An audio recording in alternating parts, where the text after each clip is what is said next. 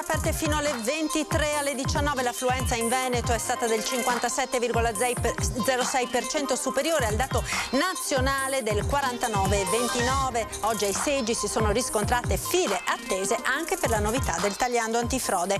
Trevigiani alle urne, siamo andati a sentire pensieri ed emozioni tra gli anziani che risiedono in casa albergo ed i giovani che votano per la prima volta. Il voto in diretta questa sera dalle 21:15, speciale Ring Elezioni, ospiti in studio ed inviati per commentare in tempo reale fino a notte inoltrata l'esito delle urne. Poi domattina si riparte alle 7:30. Vasto incendio oggi pomeriggio alla Cicli Bottecchia Paura a Cavarzere, colonna di fumo visibile a chilometri di distanza. Aereo olandese diretto a Roma perde i contatti radio, 2 caccia militari si alzano da Istrana per portare soccorso, il velivolo è stato raggiunto, ristabiliti i contatti e proseguito. Una mostra fotografica per non dimenticare Mattia Battistetti, il giovane morto in un tragico incidente sul lavoro un anno e mezzo fa, aveva 23 anni, è stata inaugurata ieri a Montebelluna. Taglio del nastro e scopertura a Silea per una panchina che sensibilizza i cittadini sul tema dell'incontinenza, una condizione ancora in molti casi nascosta dalle famiglie per vergogna.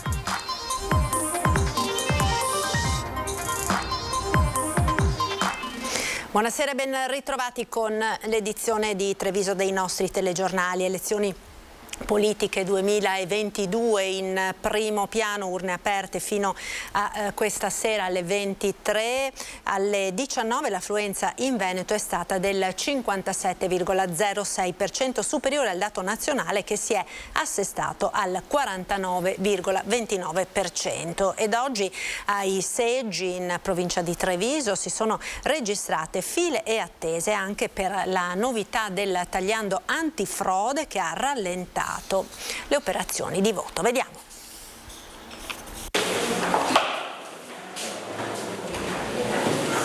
Elezioni politiche 2022, urne aperte dalle 7 del mattino e non appena l'affluenza ai seggi comincia ad aumentare si capisce che le operazioni di voto quest'anno sono un po' più lunghe rispetto al passato per l'introduzione del talloncino antifrode. Questa volta c'è un intoppo burocratico che si chiama talloncino antifrode che noi dobbiamo registrare prima che consegniamo la scheda all'elettore e poi nel momento in cui ha votato dobbiamo registrare che quella scheda sia corrispondente al talloncino che abbiamo dato e strappare chiaramente il talloncino perché altrimenti noi sapremo come ha votato quell'elettore.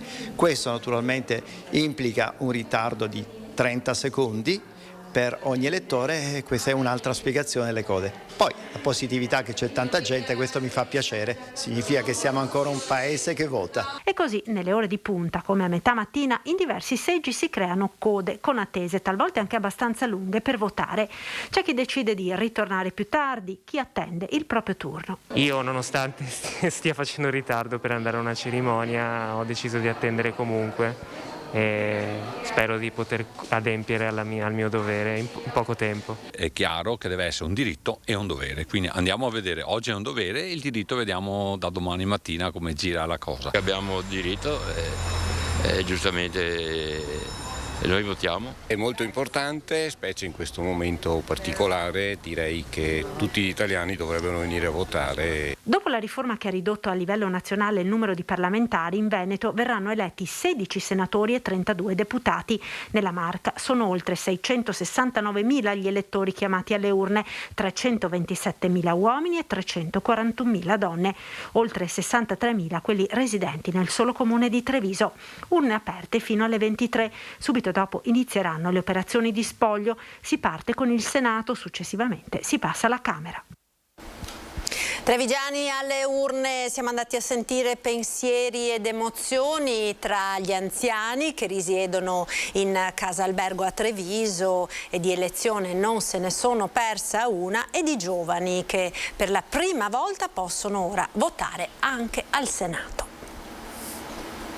Sempre, anche in carrozzella andrò fino alla morte. Maria Francesca Mariuccia, per tutti 80 anni, abita nella casa albergo dell'Isla a Porta San Tommaso e di elezioni non se ne è persa una e stamattina è contenta della coda al seggio. Molto perché ci tengo, è un dovere, perché è tutta politica. Il latte, il costo del latte è politico, il costo di tutto. Noi viviamo di politica, quindi bisogna dare il nostro consenso alla politica. Il seggio volante, così si chiama la postazione allestita per far votare gli anziani, qui arriverà nel pomeriggio, ma diverse ospiti preferiscono andare da sole già al mattino, come Bertilla, 86 anni, voglia di votare e preoccupazione per il futuro. Siamo preoccupati molto. Si chiama Ernesto. Per tutto, per i figli soprattutto. Noi ormai abbiamo una certa età e quello che succede, succede. Per fortuna che ancora sono un po' acciaccata, ma la testa funziona ancora. Adriana ritornerà più tardi. Io sono andata, ho trovato una gran fila di gente e sono molto contenta che ci sia questo afflusso, perché è bene che la gente vada a votare, in quanto è un diritto il voto, ma è anche un dovere, quindi bisogna andare a votare. Io sono appena andata, però ritorno dopo perché c'era tanta gente e non me la sono sentita di rimanere lì. Franca è indecisa. Io per andare a votare ci vado perché è un dovere, però è molto difficile la scelta. Anna teme di sbagliare. Sono molto combattuta nel voto, però so che vado. E adesso cerco di guardare appunto un po' i giornali per chiarirmi un po' le idee del voto, per che la scheda non mi venga annullata, visto che sto soffrendo veramente per andare a votare. Seggio volante alla casa per anziani Marin di Ponte di Piave, e qui il signor Luigi, 103 anni, la prossima settimana non ha mancato all'appuntamento.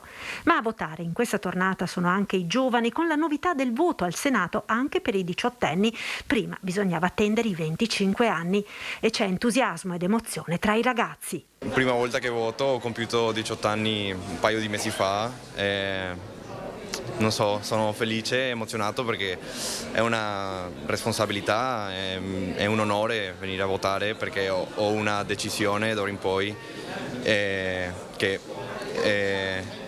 avrà un'influenza nel paese, quindi mi sento felice. Volentieri, è stata una cosa che penso sia giusto fare. Se già a 18 anni ci hanno dato questo permesso, penso sia giusto poterlo rispettare anche già da giovani. È emozionante sempre votare, qualsiasi sia l'occasione, diciamo.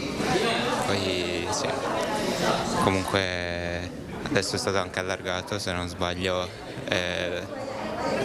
l'età per il voto al Senato. Mi sembra anche plausibile questa decisione. Emozionata? Devo dire un pochino sì, perché sì, essendo il mio primo voto è anche abbastanza importante, quindi devo dire che sono felice, sì. È la prima volta per le politiche. Sì, è un voto importante, ora più che mai, quindi siamo qui per fare il nostro diritto-dovere. Il voto in diretta dunque con la doppia maratona di Antenna 3 questa sera a partire dalle 21:15, speciale ring elezioni, ospiti in studio ed inviati dalle sedi dei partiti per commentare in tempo reale fino a notte inoltrata l'esito delle urne. Poi domani mattina si riparte dalle 7:30 con una nuova puntata speciale di Ring, i risultati definitivi e l'analisi delle elezioni politiche, un doppio appuntamento dunque da non perdere su Antenna 3 questa sera dalle 21:15 e domani mattina dalle 7:30. E continuiamo a parlare della campagna elettorale e delle sue modalità. Vediamo l'analisi del sociologo trevigiano Vittorio Filippi. Una volta contava molto l'ideologia, era molto pesante, le due grandi campane ideologiche, il PC e la DC. Oggi siamo su una realtà molto più emotiva, molto più immediata, molto più psicologica e ben poco ideologica, per nulla ideologica. E quindi più immediata, insomma, la politica si è fatta più immediata, meno idee, più azioni. I social network che cosa stanno rappresentando per questa campagna elettorale? Dire ormai silenziare una campagna elettorale diventa impossibile perché i social network per definizione rendono rumoroso tutto, danno un rumore di fondo al sociale, sono la nostra comunicazione sempre aperta, veramente sempre aperta, e per cui ecco, ormai credo che soprattutto in futuro la campagna elettorale classica, il comizio, una parola ormai se lo dovessi dire ai miei studenti mi chiedono che cos'è un comizio, o i tabelloni elettorali sono rarissimi, per alcuni versi è stata una campagna da alcuni punti di vista veramente ecologica, abbiamo consumato pochissima carta, ecco, è una campagna molto sull'immediato, sul presente, sulla rete, sui telefonini, lo specchio della nostra società. Ma assolutamente come deve essere, poi non può essere diversa, però pretendere che sia silenziosa questo non è, perché abbiamo un tam tam di fondo e i social network nascono per essere un tam tam di fondo che ci accompagnano notte e giorno. La cronaca, ora cronaca che ci porta nel veneziano, dove un violento incendio è divampato nel pomeriggio di oggi nella sede della Bottecchia, azienda leader nella produzione di biciclette da competizione in via Enzo Ferrari a Cavarzere. Le squadre dei vigili del fuoco sono giunte sul posto con 13 automezzi e 35 operatori da Venezia, Rovigo, Padova e Treviso. Sono riusciti a contenere il rogo al solo capannone di circa 6.000 metri quadri, riuscendo ad evitare il propagarsi delle fiamme alle strutture attigue. Le operazioni di soccorso dei vigili del fuoco proseguiranno presumibilmente per tutta la notte. Intanto su Facebook il sindaco di Cavarzere, Pier Francesco Munari, ha condiviso la foto della colonna di fumo e ha lanciato l'allerta ai cittadini, invitandoli a chiudere le finestre e a non avvicinarsi all'area interessata dall'incendio. Il sindaco ha anche firmato l'ordinanza di chiusura al traffico della zona vicina al rogo, anche per consentire alle colonne dei soccorsi di muoversi al meglio. Pare dalle prime informazioni che a prendere fuoco sia stato il magazzino dell'azienda. Nel Trevigiano ora ritorniamo con un intervento effettuato nella mattinata di oggi da parte degli aerei Eurofighter, 2 caccia in servizio a Istrana, che sono decollati questa mattina dall'appunto dell'aeroporto militare di Istrana, sede del 51esimo stormo, per intercettare un aereo olandese diretto a Roma Ciampino, aereo che aveva perso i contatti radio con gli enti del traffico aereo. I 2 caccia sono arrivati rapidamente al velivolo civile olandese e dopo aver fornito il supporto sono riusciti a far ristabilire il contatto radio con gli enti di controllo del traffico aereo civili. Il velivolo olandese quindi ha potuto proseguire la sua rotta verso la capitale. Coppia di escursionisti trevigiani si perde in Cansiglio. È accaduto ieri sera quando la centrale del SUEM ha allertato il soccorso alpino delle prealpi trevigiane, dal momento che i 2 escursionisti avevano perso l'orientamento nella zona di Vallorc. Risaliti alle coordinate GPS della loro posizione, una squadra è partita e la coppia, una 36enne di Treviso ed una 25enne di Quinto, sono stati raggiunti e riaccompagnati alla macchina. L'intervento si è concluso poco prima delle 21. Torniamo ora a parlare delle difficoltà di tante imprese dovute al caro energia. Sicuramente è stato uno dei temi più caldi della campagna elettorale. Il presidente di Ascom Treviso, Federico Capraro, conferma come la situazione stia mettendo in crisi il mondo del commercio e che sia importante un intervento strutturale. Non è chiudendo le scuole sabato, i supermercati la domenica, i ristoranti il lunedì, martedì, mercoledì, gli alberghi in bassa stagione dicembre, gennaio, alcune chiese per poter poi svolgere le messe con i fedeli solo in alcune di queste, perché noi interveniamo con una soluzione che porta a spegnere. Noi invece dobbiamo accendere. Per la prima volta entra nel dibattito sui rincari la parola depressione. A farne uso è il presidente di Ascom Confcommercio Treviso, Federico Capraro, che fotografa una situazione delicata in città, con le imprese costrette a sostenere costi che non sono più sostenibili. Legati a questi costi ci sono i costi sociali. Tutte queste chiusure portano ad una chiesa a perdere i fedeli, portano ad un negozio a perdere i clienti, portano alle attività produttive, e ho chiuso, a perdere i lavoratori. E quindi si genera un problema sociale che è di portata ben maggiore rispetto al problema economico che abbiamo. Rimane per Capraro il tema della speculazione, che allontana la situazione dell'Italia da quella degli altri paesi europei, dove la guerra non ha avuto, dal punto di vista dei rincari, le stesse ricadute. L'impulso importante al commercio e ai centri storici a vocazione turistica dato dall'estate appena trascorsa è già esaurito. Gli aumenti, dati Ascom, hanno moltiplicato per 4 le spese dei commercianti e il prezzo più alto lo stanno pagando i più piccoli. Perché l'incidenza di quegli aumenti, che percentualmente sono uguali, incidono però sul fatturato in maniera completamente diversa. Quelle attività che grazie anche al recupero del turismo erano riuscite a traguardare l'anno si trovano adesso in difficoltà nel traguardare l'inverno.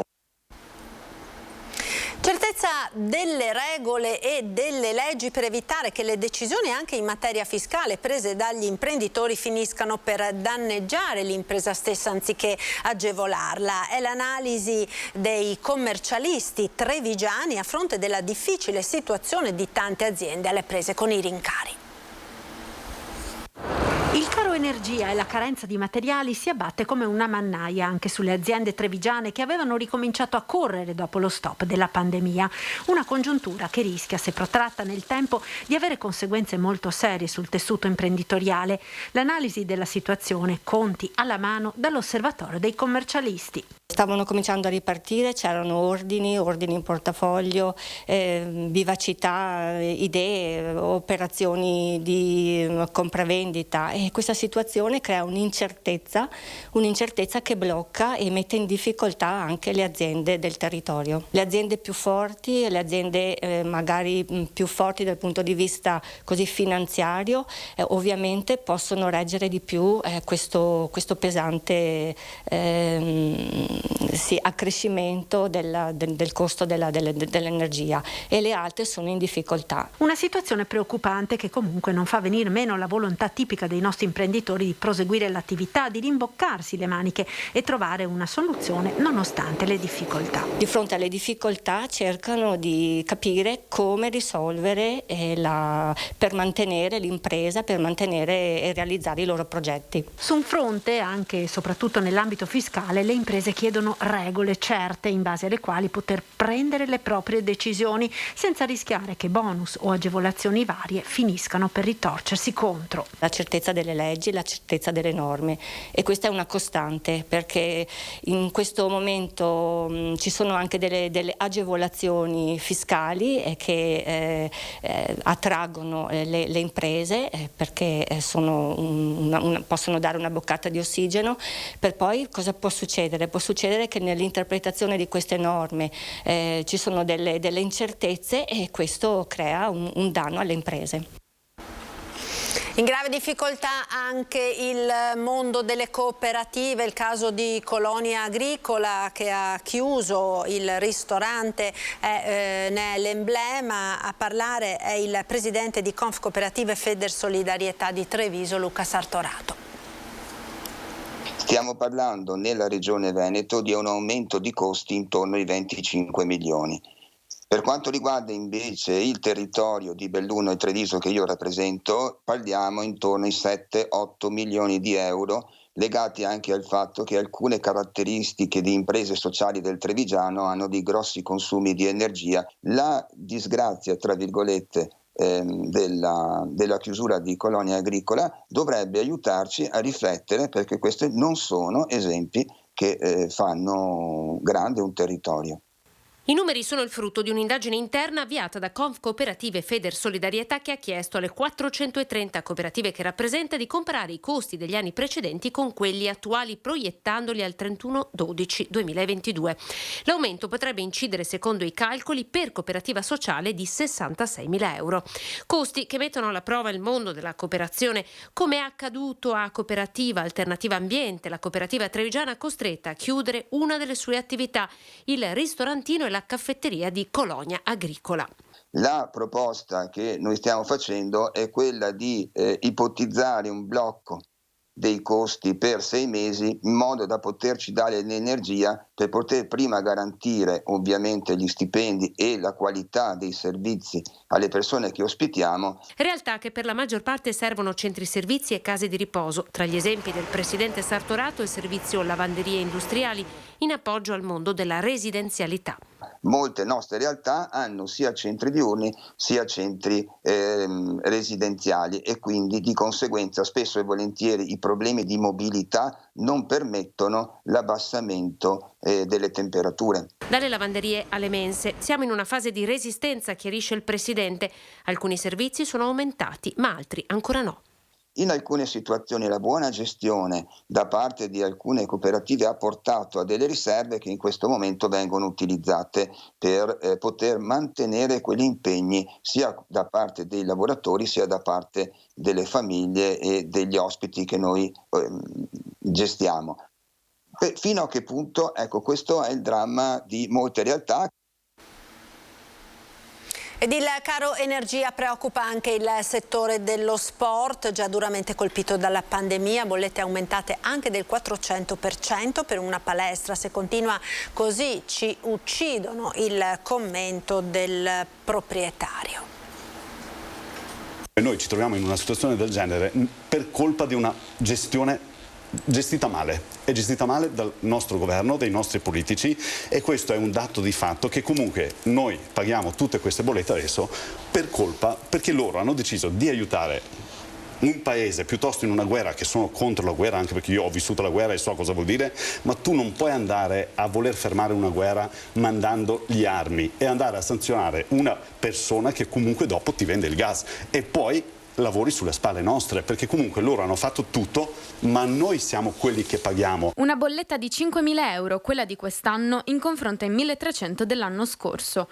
Impensabile aumentare i prezzi degli abbonamenti, dice Yuri. Lo sport va tutelato. Questa situazione, continua l'imprenditore, è peggio dei danni fatti dalla pandemia. È molto molto peggio ora, ma per un semplice motivo: finché c'era la pandemia in qualche maniera o non pagavi un fornitore o non pagavi comunque il proprietario, in qualche maniera qualcuno è andato avanti, tanti hanno già chiuso, adesso non puoi più fare, e questo è proprio l'esempio della nostra collega pasticcera, che comunque gli hanno tagliato la corrente, quindi non hai più alternative, ti chiudono. E sugli interventi per sanare il problema, l'imprenditore sostiene che non è giusto aumentare i prezzi degli abbonamenti. A pagare non devono essere i destinatari dei servizi già provati anche loro dal caro energia.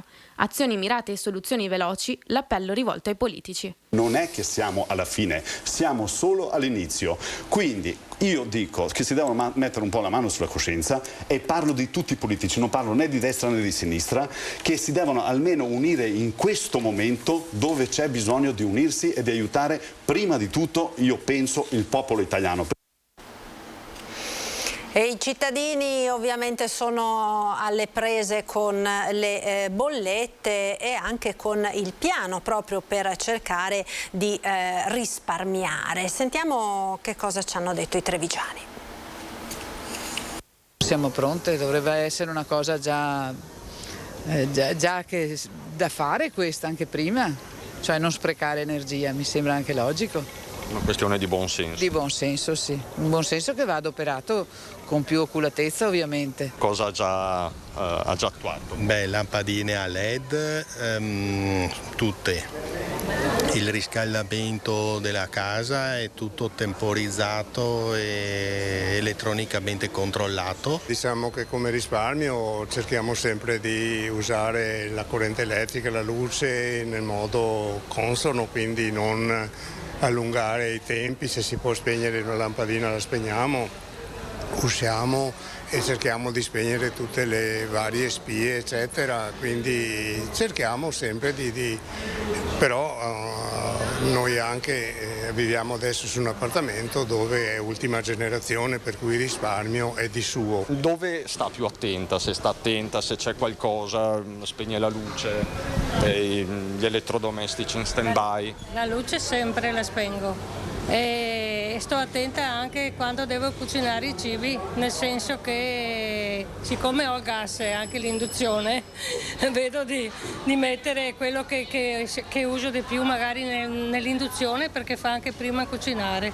Ecco, sto attenta a queste cose, quello che posso in casa, insomma, di spegnere, di guardare anche l'acqua calda, non esagerare, di tenerla aperta. Cerco di fare le lavatrici piene se posso, cerco di fare anche le lavastoviglie piene e se questo non sarà possibile verremo a mano come una volta. Torniamo indietro, bisogna adattarsi, bisogna cercare di fare il nostro meglio in ogni caso, sperando che la situazione migliori, qualcosa cambi, ma intanto dobbiamo adattarci. La nostra parte la faremo per forza, perché bisogna farla. Bisognerebbe anche ricordarsi di tutti quelli che mesi scorsi non volevano i degassificatori, i rigassificatori. E quelli là bisognerebbe togliergli e chiudergli il rubinetto del gas, perché non lo meritano. Aspettano tempi non sicuri, quello è poco ma sicuro. Poi si vedrà, speriamo bene. Oggi 25 settembre è la giornata mondiale del migrante e del rifugiato. Sentiamo le parole di Don Dante Carraro, direttore della prima ONG in ambito sanitario, nata 70 anni fa. I migranti e gli sfollati africani che stanno aiutando partono anche da paesi in cui si vive bene, ma dove sta arrivando la guerra del gas. Basti pensare a un paese tranquillo che è il Mozambico, è davanti al Madagascar il Mozambico, tanto per dare un quadro di riferimento geografico, e lì al nord, nella costa del mare dell'Oceano Indiano, al nord del Mozambico, sono trovati gas, grossi giacimenti di gas. E l'arrivo di queste compagnie che cercano gas per l'energia, che è così importante, hanno richiamato queste infiltrazioni islamiche e che cosa succede? Succede che quando arrivano la gente ha paura e scappa. E noi dal nord del Mozambico, proprio al confine con la Tanzania, abbiamo avuto 800.000 persone che si sono spostate verso la parte sud di questa grande regione che è Cabo Delgado, e nella capitale della provincia, dove c'è Pemba, abbiamo queste 800.000 persone che si sono stanziate lì in queste tende, in questi campi, dove si cerca di dare risposte sanitarie per quel che ci riguarda. E sono gente come noi, mamme, papà, bambini, e hanno i problemi che abbiamo noi. E quando sei, diciamo così, quando ti sposti è perché lo sei costretto. Io non ho trovato finora qualcuno che si sia spostato nella maniera di cui stiamo parlando adesso, cioè parliamo di sfollati, parliamo di gente che cerca risposte elementari, basiche per i propri bambini prima di tutto, perché questi bambini possano non morire e aver da mangiare. Io tante volte ci ho pensato, se avessi dei bambini e da papà non avessi da dar da mangiare loro, farei qualsiasi cosa, perché per mio figlio, per i miei nipoti, farei qualsiasi cosa. E allora, se non trovo risposte in loco, cerco magari un po' più di là, e poi se un po' più in là devo andare ancora più lontano, e allora vado anche più lontano, perché l'obiettivo primario è la sopravvivenza in queste situazioni. Linea alla regia, ora ci fermiamo per qualche istante di pubblicità, subito dopo il punto sui contagi Covid nella Marca, tra poco.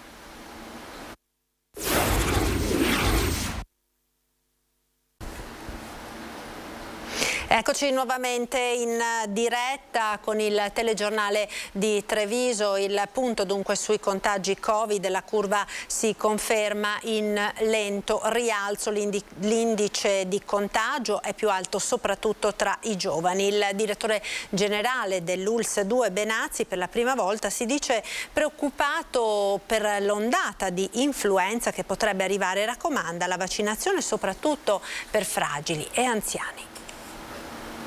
L'influenza oggi a me fa più paura del Covid, tantissima più paura. Se la risalita dei numeri del contagio da Covid prosegue lenta e inesorabile, meno rapida di quanto fu lo scorso anno nello stesso periodo, a far paura con l'autunno alle porte. Questa volta potrebbe essere il virus dell'influenza, contro il quale potremmo non aver sviluppato abbastanza anticorpi.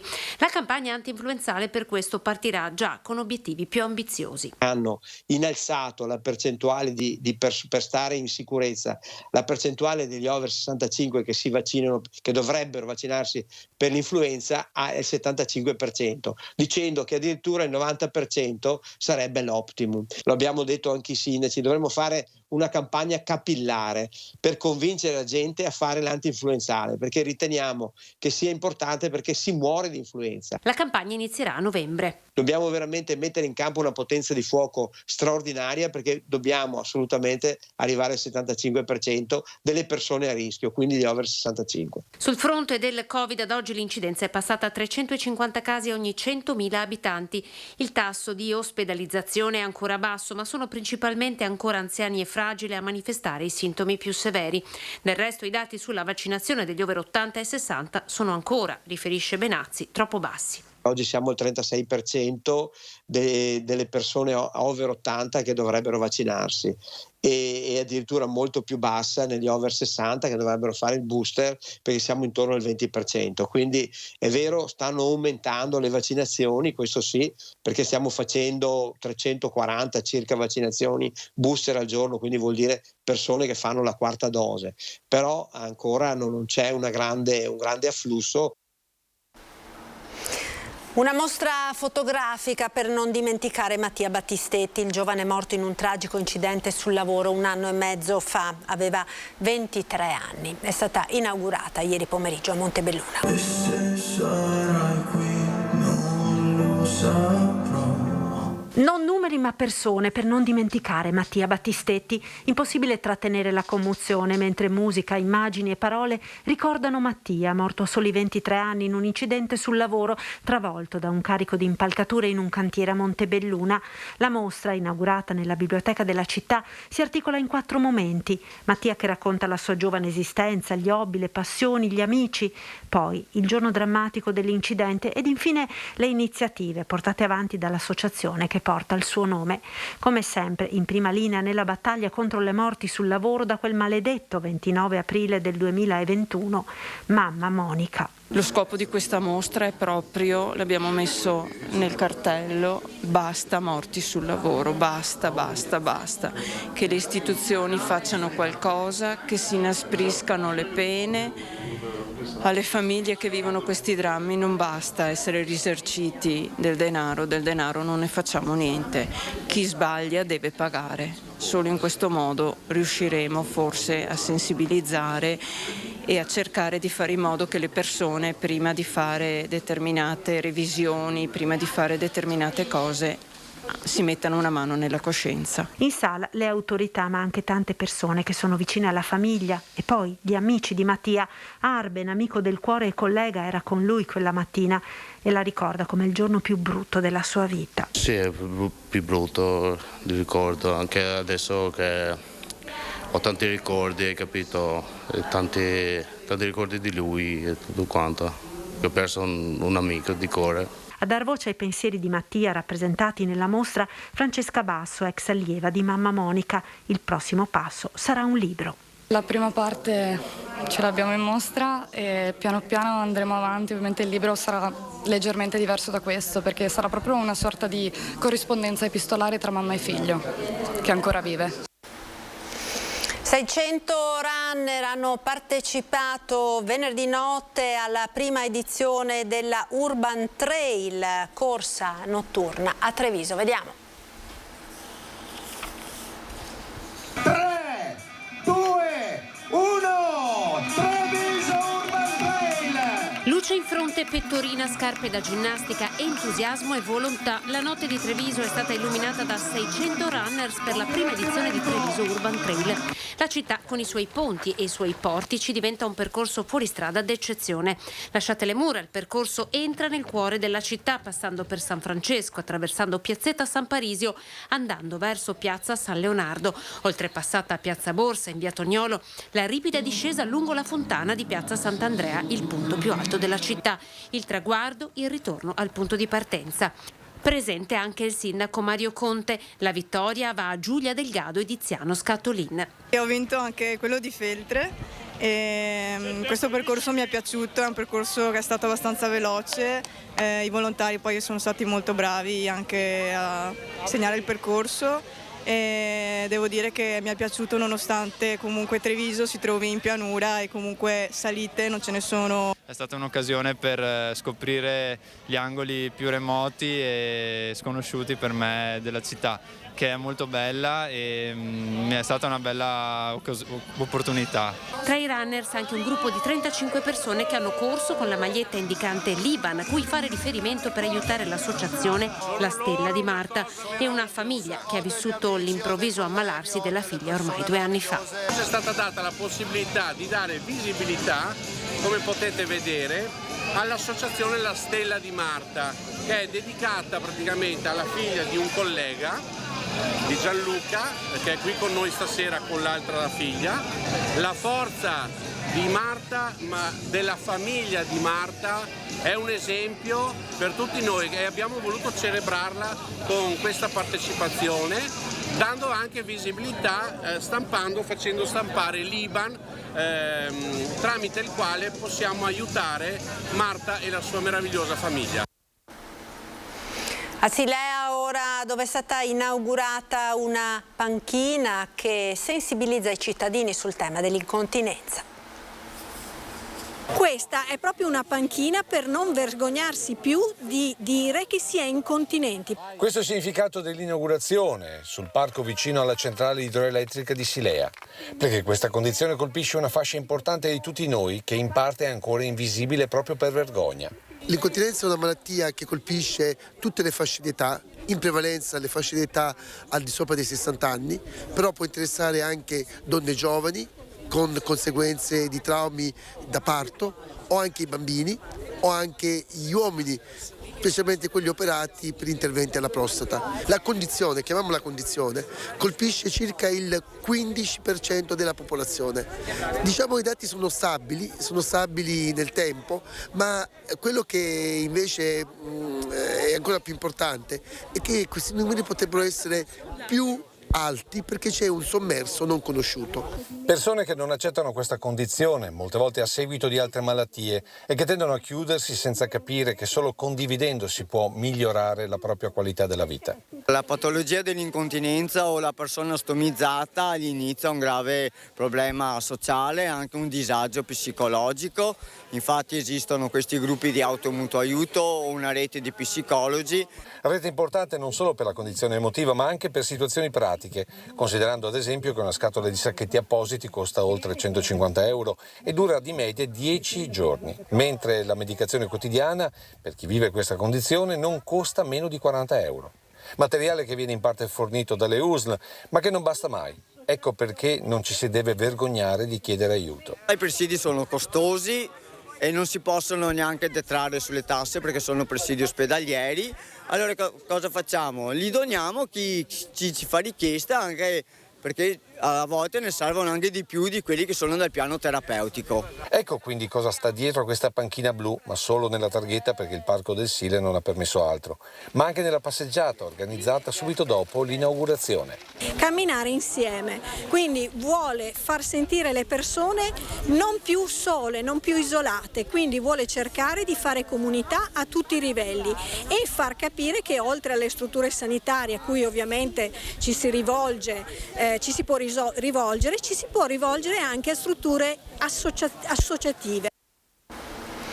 Ed era questo l'ultimo servizio per il TG di Treviso di questa sera. Grazie per essere stati con noi. Vi ricordo ancora l'appuntamento con la maratona Ring Elezioni a partire dalle 21:15 fino a notte inoltrata con naturalmente i risultati e i commenti delle elezioni, e poi ricominceremo domani mattina a partire dalle 7:30. Grazie per essere stati con noi. Arrivederci, vi lascio come sempre alle previsioni del tempo.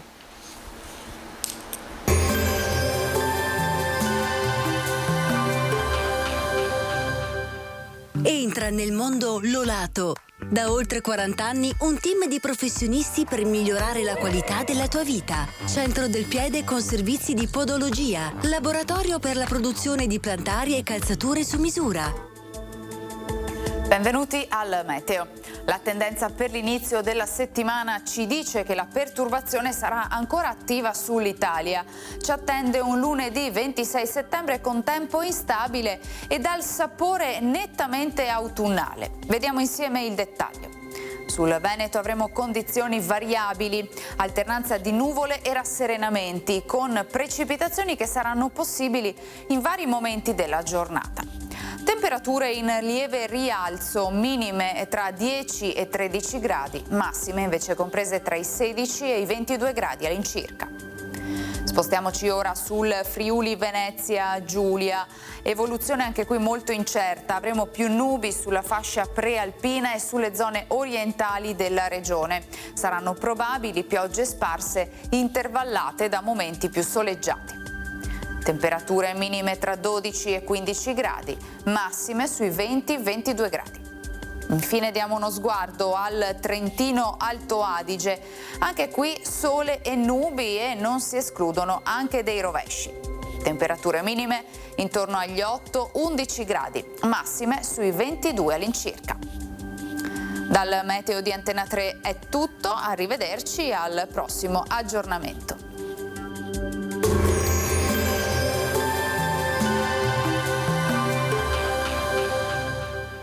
Busti, tutori e protesi di arto personalizzati.